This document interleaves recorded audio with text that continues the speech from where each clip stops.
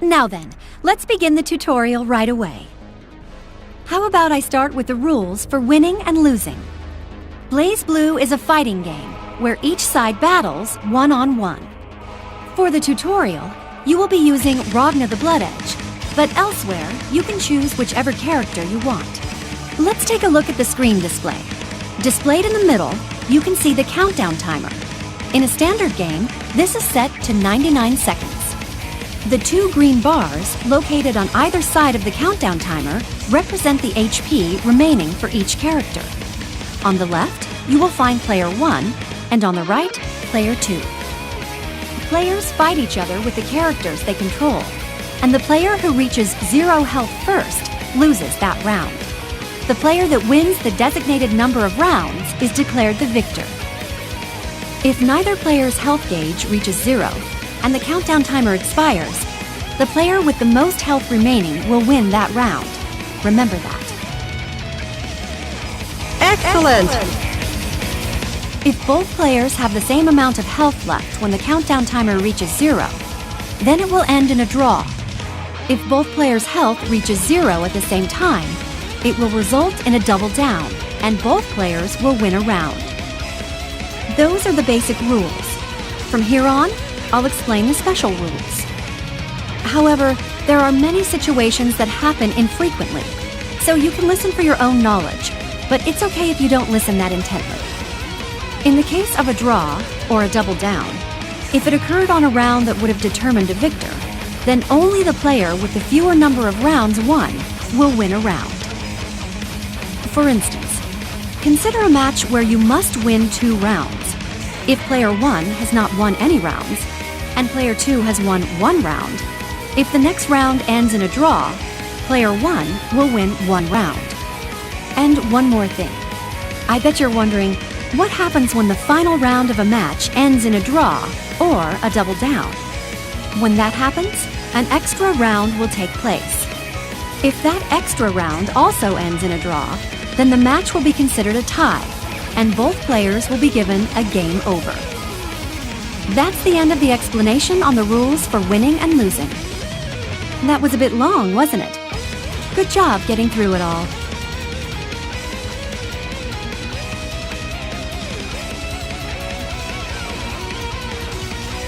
Here, I'll explain how to understand the various information being displayed on the screen. If you're able to understand the information on screen, that means you'll be that much more decisive. Reaching that point will definitely lead you down the road to mastery. Okay, I'll explain things in order. I explain this when talking about the rules for winning or losing, but the numbers in the upper middle area of the screen is the countdown timer, and on either side of that is the health gauge. The next one I want you to look at is the barrier gauge, which is located below the health gauge. By holding backward on the analog stick and pressing A and B at the same time, you can use barrier, which will consume this gauge and which replenishes over time.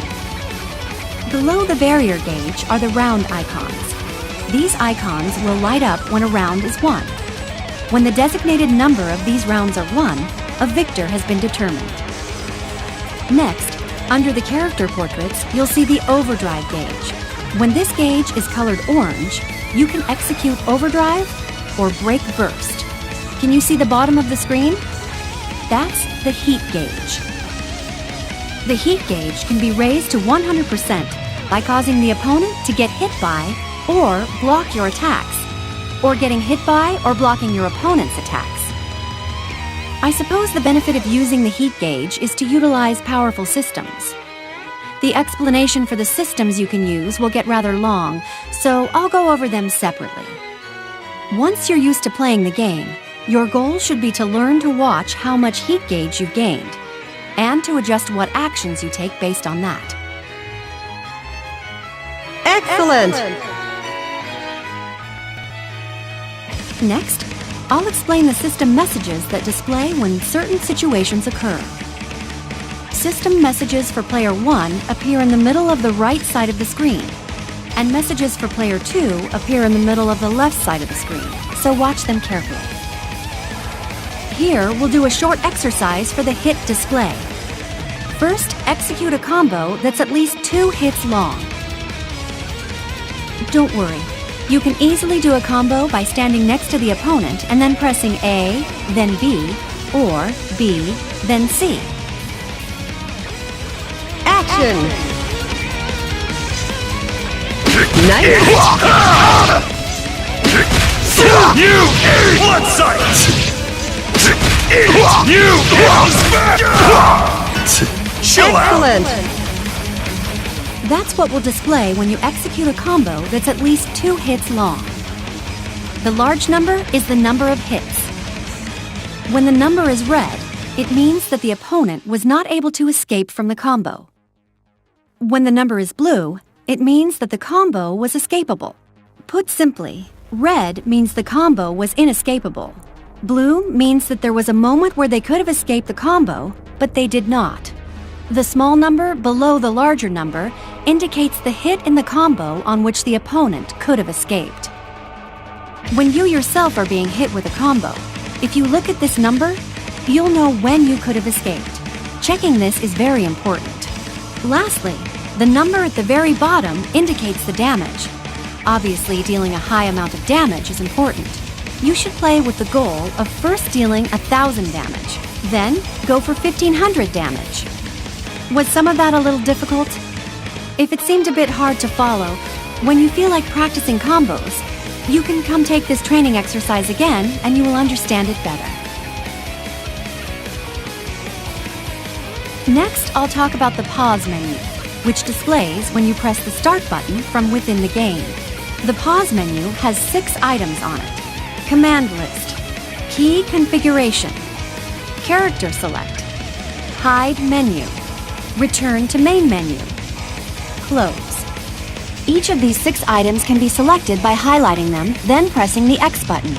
You can back up to the last item with the circle button. On the command list, you can view all of the command inputs that your and your opponent's characters use for their drive abilities, special attacks, distortion drives, and astral heats. On the key configuration screen, you can assign your controls to whichever buttons you prefer. More specific information on how to use these will be explained later. Choosing Character Select will take you back to the Character Select screen, and you will be able to start the fight over from the beginning. This is good to use when you accidentally choose the wrong character. Choosing Hide Menu will leave the game paused, allowing you to take a closer look at the game's aesthetics. It's also useful for when you want to look closely at the background or a character's movements. If you select Return to Main Menu, you will quit the current mode and return to the main menu where you can select other modes. If you want to leave tutorial mode and go to a different mode, you should choose this. Close will take you back out of this menu, and you will resume the current mode you're in. Now do you understand all of the items in the pause menu? It's good to remember them so you can spend as much or as little time in whichever mode you please. Excellent! This game's modes are separated into categories. I'll give you a brief overview.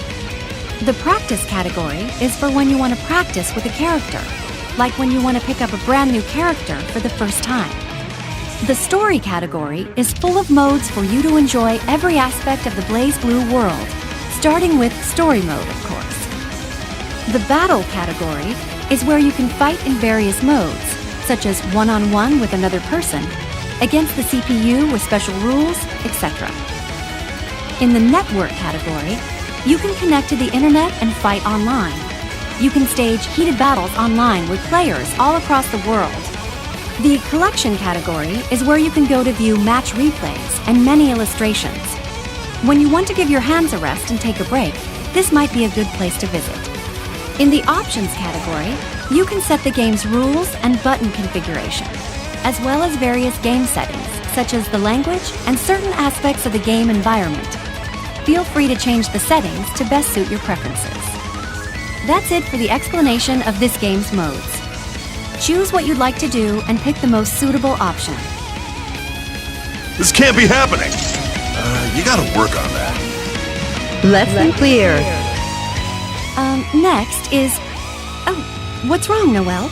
You've been looking at me from behind. Did you need something from me? Tutorial. What's that? I couldn't hear you. Tutorial. Tutorial?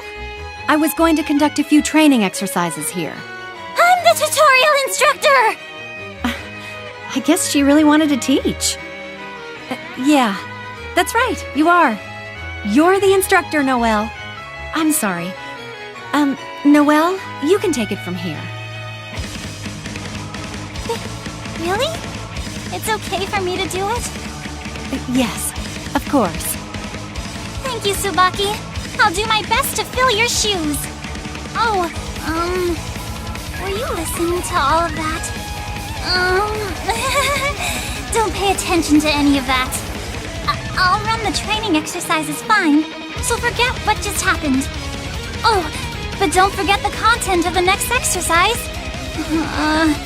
I'm so embarrassed I don't think I can talk properly. I'm the instructor here, so I need to teach like one. I'm so nervous that instead of talking politely and deliberately, it just sounds silly. Okay, maybe it's best if I just talk normally. Anyway, thank you for taking this tutorial.